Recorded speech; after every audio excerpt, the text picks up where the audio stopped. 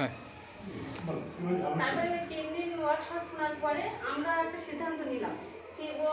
উনি বললেন যে আমাদের একটু দূরে হয়ে যাচ্ছে আমাদের গ্রুপটা, তাই একসঙ্গে গিয়ে আমরা 3 জন একসঙ্গে একটা দোকান দিলে ভালো হতো না? তা আমরা বললাম যে হ্যাঁ, তাহলে একটা কি দোকান দেবো। এবার 3 জন আলোচনা করলাম যে কম খরচে কি করা যায়। তারপরে আমরা দেখলাম যে একটা কালী পূজা আসে, সামনে কালী পূজায় আমরা ভাবলাম যে একটা দোকান দেবো, ভাজার দোকান। তা ভাজা কি পাঁপড়, বাদাম আর ঘুগনি। তারপরে আমরা ওগুলো পরে আমরা এই 3টে ভেবে আমরা বাজার করতে গেলাম। বাজারে গিয়ে দিলাম কীভাবে 3 জন 500 করে 1,500 টাকা দিলাম। এবার বাজার করে দেখলাম যে আমাদের 3,000 টাকা হয়ে যাচ্ছে। এবার দোকানে গিয়ে আমরা বললাম যে 3,000 টাকা হয়ে যাচ্ছে, তাহলে আমরা 1,500 টাকা দিচ্ছি আর 1,500 টাকা বাকি থাকবে। আমরা বাজার করার পরে দোকানটা চালানোর পরে তারপরে লাভের উপর থেকে সে টাকাটা শোধ করবে। তারপরে আমরা ঘুগনি আর বাদাম আর পাঁপড়টা বাড়ি থেকে ভেজে দোকানে নিয়ে বসলাম। দেখলাম যে সেখানে অন্য কোনো দোকান আর কিছু নেই, ভাজা ভুজির দোকান। তারপর আমরা আবার পেঁয়াজি, চপ এগুলো আবার তৈরি করলাম নিজেরা, কটকটি নিজেরা বাড়ি থেকে তৈরি করে নিয়ে আর দোকানে তখন তৈরি করেছি। করার পরে আমাদের 7 দিন মেলা চালালাম। 7 দিনে আমাদের 7,000 টাকা বেচা কেনা হয়েছে।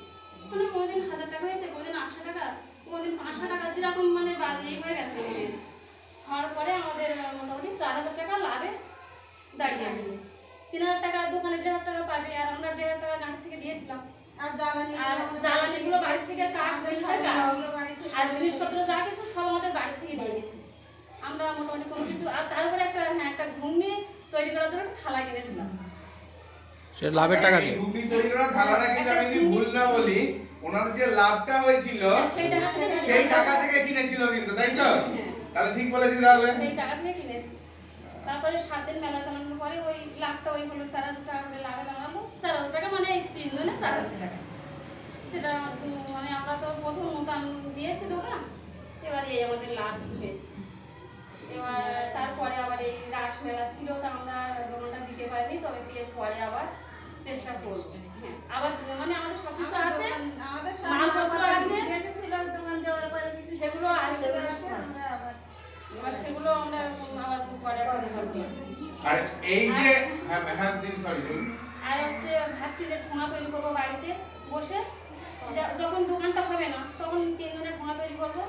তাহলে ঠোঙাটা আমাদের আর বাদাম দেওয়ার জন্য আর ঠোঙাটা কিনতে হবে না, বাড়ি থেকে আমাদের ঠোঙা হয়ে যাবে। বলবো স্যার, ঘুগনি তো নষ্ট হয়ে গেছে, রাখা যেত না, অন্যান্য ভাজা ভুজি তো নষ্ট হয় না, তাহলে আমরা খেয়ে দেখতে পারি। তা আমরা না নিয়ে আসিনি, তাই বলছে আপনাদের শেয়ার আমাদের বাড়ির পাশে। উনি বলেছে যে রাখতে হবে না, আমরা আমাদের এখানে আসবে, তোমাদের ওখানে যেতে হবে না। সেই জন্য আচ্ছা দাঁড়াও, ওর পরিচয়টা আমি দেবো। জানি, সেই জন্য এবার এই যে গ্রুপটা দাঁড়াও, এই যে গ্রুপটা এরকম একটা তো হলো, কিন্তু এই গ্রুপটা যে চিন্তা ভাবনা করেছে সম্পূর্ণ ওনারাই করেছে।